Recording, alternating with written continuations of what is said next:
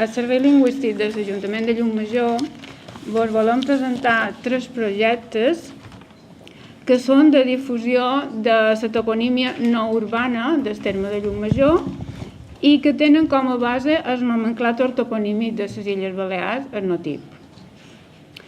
Aquests 3 projectes se titulen Els topònims de Llucmajor, troba'ls i mostra'ls, i aquest va dirigit a la població en general. El segon se titula Els topònims de Llucmajor conten històries. Aquest va dirigit a escolars de quart d'ESO i primer de batxiller de tots els centres del terme. I el tercer se titula Els topònims de Llucmajor, com els veus? Aquest tercer va dirigit a la població escolar de tercer a sisè de primària de tots els centres escolars. Bé, per elaborar aquests 3 projectes, ha de quedar clar que són projectes, no s'han fet, per tant, no tenim resultat, no tenim avaluació i encara ens hem de posar en marxa, però pensam que el novembre ja començarà. Per elaborar aquests 3 projectes hem fet abans un document base, no se li deia document base, que han titulat Els topònims de Llucmajor, selecció de topònims no urbans del nomenclàtor toponímic de les Illes Balears. Ha de quedar clar que sempre parlant de topònims no urbans. Per fer aquest document base hem seleccionat genèrics, en concret 33 genèrics que conté el NOTIP. I per què hem seleccionat aquests genèrics i no uns altres?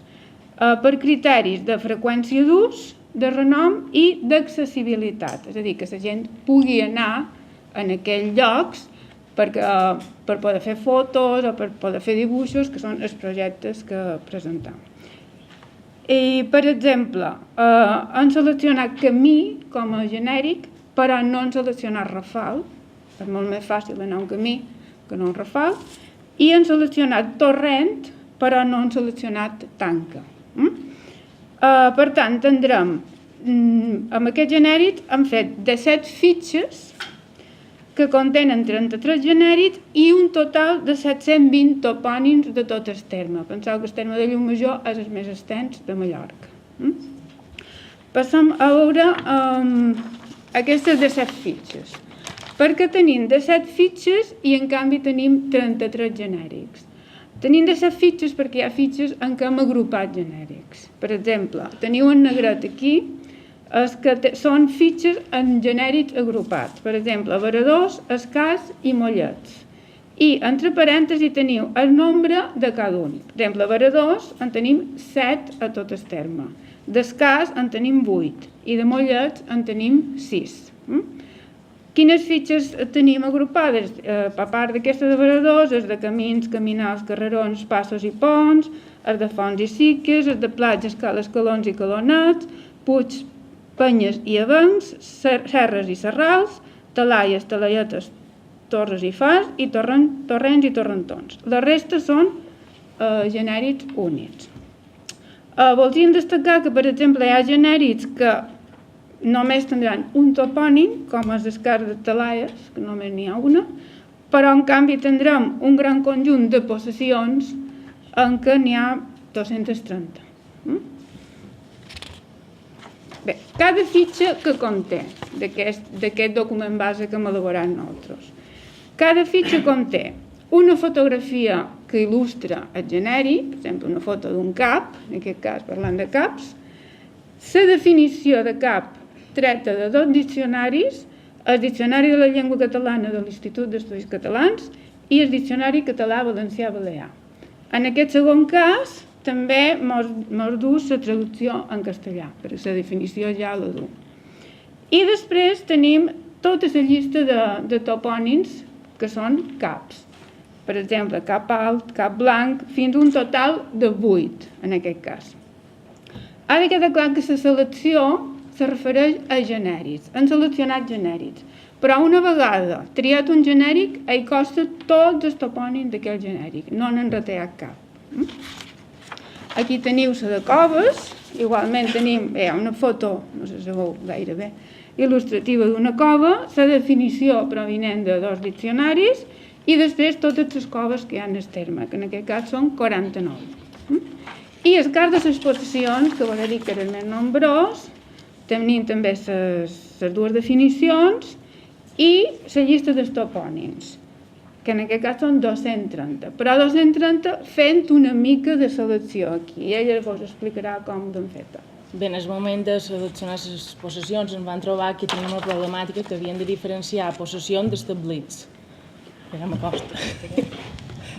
És a dir, diferenciar possessions d'establits i nosaltres només teníem 2 topònims que entraven pel genèric. Així vam haver de recórrer en els informadors del NOTIP, els quals van establir una mena de criteri que per extensió de terreny i per mida de casa, i així van sortir les 230 possessions. També cal dir que durant l'elaboració d'aquest document base ens van trobar unes petites errades, com per exemple que hi havia una possessió del Gaida que estava en Llumajor. Totes aquestes errades han estat comunicades en el NOTIP i ja estan solucionades. Ens han trobat a vegades topònims que ens surten de dues maneres diferents, però és al mateix lloc, i han sabut que una és la forma del segle XV-XVI i l'altra és la forma actual. Nosaltres hem optat, òbviament, per la forma actual. Així com ha dit, el Diccionari Català-Valencià-Balear a vegades no ha donat sempre la traducció i sempre quan hem hagut de cercar una definició de diminutiu hem hagut de recórrer en aquest diccionari.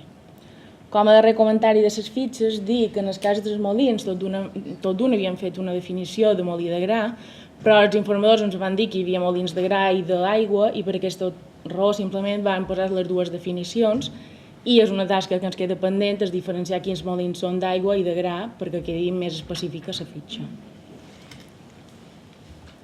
Bé, passam al primer projecte, el topònim de Llucmajor, troba'ls i mostra'ls. Aquest proposa relacionar topònims amb fotografies i va dirigit a la població en general. Quins són els objectius d'aquest primer projecte? 1. Oferir als ciutadans una eina de consulta dels topònims del terme municipal, apropar als ciutadans els topònims del seu terme i familiaritzar-los amb la toponímia. Propiciar la participació de la població de Llucmajor en la difusió de la seva toponímia, donar a conèixer l'obra del nomenclàtor toponímic de les Illes Balears, detectar possibles errors i mancances en la llista de topònims del NOTIP, que de fet això ja s'ha assolit perquè gràcies a aquest document base ja han detectat errors, ja s'han comunicat i per tant el dia de la presentació del NOTIP a Llucmajor, que serà el dia 3 de novembre, en Joan Mirall ens ha comunicat que això ja estarà solucionat. Número 6. Identificar el nom de topònims desconeguts per a la població i relacionar un lloc amb un nom del qual no es té constància. Difondre topònims de totes les zones del terme, de manera que les més desconegudes deixin de ser-ho i evitar que el coneixement dels topònims del terme sigui desequilibrat, és a dir, que se coneguin topònims de tot el terme. Potenciar l'afició per la recerca toponímica i impulsar possibles projectes d'investigació. Disposar d'un recull fotogràfic del lloc de Llucmajor amb imatges classificades segons els genèrics que representen i fer servir aquest material gràfic per a posteriors projectes o publicacions i potenciar el món de la fotografia de paisatge i patrimoni no urbà. Bé, com he dit, els destinataris seria la població en general i el desenvolupament seria: primer de tot, donar a conèixer aquest document que hem elaborat, el document base, a través de la web municipal. Proposar a la gent que localitzi topònims, que els fotografiï o que recopili fotografies ja fetes, que les enviïn al servei lingüístic, fent constar el genèric, el topònim, l'any de la fotografia i l'autor, i publicar-los a la web municipal amb una galeria perquè tothom pugui veure el lloc del seu terme en el nom corresponent. El cost és una activitat gratuïta i s'iniciarà el mes de novembre de 2017 i tindrà un caràcter indefinit. Veurem com funciona i depèn d'això ja veurem com acaba. Això seria el primer projecte. La difusió d'aquest projecte com se farà?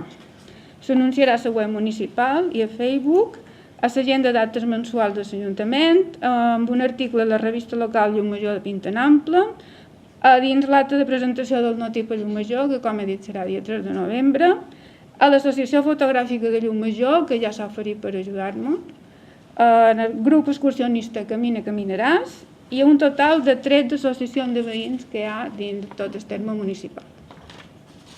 Bé, el segon projecte es diu Els topònims de Llucmajor conten històries. És una proposta de relacionar els topònims en la recerca de diversos àmbits. Té com a objectiu apropar els escolars als topònims no urbans del seu terme i acostumar-los a la toponímia, propiciar la participació dels escolars de Llucmajor en la difusió de la seva toponímia, donar a conèixer el notip als centres escolars i, per tant, la forma correcta d'aquesta selecció de topònims del document base i també donar a entendre als professors que tenen aquesta eina de consulta, difondre entre els escolars la idea que viuen envoltats de topònims i que, per tant, els han de conèixer els han de conèixer de manera equilibrada i de tot el terme de Llucmajor, difondre, és a dir, aquests 5 objectius són propis d'aquest projecte, d'aquest i del següent projecte, i l'objectiu d'aquest en concret és potenciar entre els alumnes la investigació històrica i científica, com també la creació literària a partir de topònims que ells mateixos seleccionin, o bé perquè els considerin propers i vulguin aprofundir, o bé perquè els desconeguin i els vulguin conèixer. Ens hem d'assegurar que cada alumne tingui un topònim diferent i queda en mans dels professors quin caire pedagògic li volen donar, perquè hem de tenir present que aquest projecte no l'han duit a terme i encara que haguem consultat a professors i mestres, sí que ens queda una mica quedar l'opinió dels professors o de tots els centres escolars. Va destinat a alumnes de quart d'ESO i primer de batxillerat, de tots els centres de Llucmajor, que són aquests. El desenvolupament seria una mica com els d'abans, és a dir, es donaria el document base, es faria reunions amb els departaments de català, de geografia, història, biologia i geologia, se'ls explicaria aquest projecte i després els alumnes haurien de triar un topònim i a partir d'aquí el Departament de Català proposaria fer una composició escrita de ficció.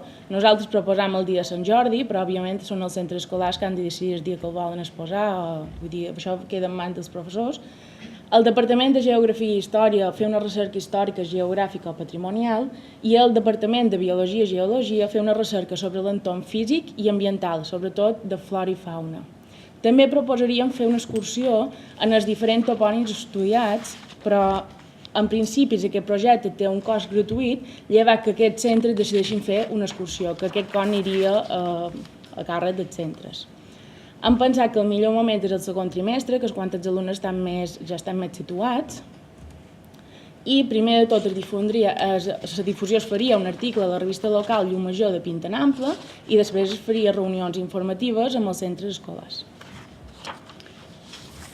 Passam al tercer projecte, els topònims de Llucmajor, com els veus. Aquest proposa relacionar topònims i fer-ne dibuixos, és a dir, a partir d'un topònim que se vagi a visitar, fer el dibuix corresponent. Els objectius són els mateixos que l'anterior, però en té dos d'específics. Disposar d'un recull de dibuixos que pugui formar part d'una exposició i potenciar el món de les arts plàstiques referides al paisatge i al patrimoni no urbà. Els destinataris són els alumnes de tercer a sisè de primària dels centres escolars del terme de Llucmajor, que són aquests, el Col·legi Badies, Rei Jaume III, Salgà, Nostra Senyora de Gràcia, Sant Bonaventura, Sant Vicent de Paül i la cooperativa Sant Verí. I com a desenvolupament seguiríem el mateix criteri, donar a conèixer el document que nosaltres anomenem document base, fer reunions amb els tutors, proposar de fer un dibuix a partir d'un topònim que cada professor triï, que també procurarien que cada nin tingués un topònim diferent, i que els centres fessin una selecció dels dibuixos presentats per formar part d'una exposició. També se proposaria fer una excursió en els topònims, en els llocs estudiats, i organitzar aquesta exposició de dibuixos amb el títol Els topònims de Llucmajor com els veus al claustre de Sant Bonaventura, abans de final de curs. El cost també seria gratuït, llevat de l'excursió que volguessin fer els centres, i l'activitat se duria a terme durant el segon trimestre del curs actual. En canvi, l'exposició seria abans de final de curs. La difusió d'aquest darrer projecte seria igualment amb un article a la revista local Llucmajor de Pinta en Ample i amb reunions en tots els centres escolars de primària de Llucmajor. Bé, i per acabar, l'apartat d'agraïments, volem agrair la col·laboració desinteressada de 3 informadors del NOTIP que, a part de ser informadors, quan se van fer la reunió corresponent, han repassat de dalt a baix tots els topònims d'aquest document base que hem elaborat, que són en Celso Calviño Andreu, en Joan Clau Montserrat i en Frank Jaume Vic. Per tant, sense ells hauria estat impossible la seguretat que tenim que aquest document està ben fet. Per tant, que ja no hi ha errors en els topònims presentats. En Antoni Montserrat Oliver per les fotografies que ens ha facilitat. En Joan Miralles Montserrat per la resolució dels dubtes del NOTIP. En el gabinet d'onomàstica de l'OIT també per l'assessorament. En Catalina Font Rangel, professora de català actualment jubilada de l'Institut de Llucmajor.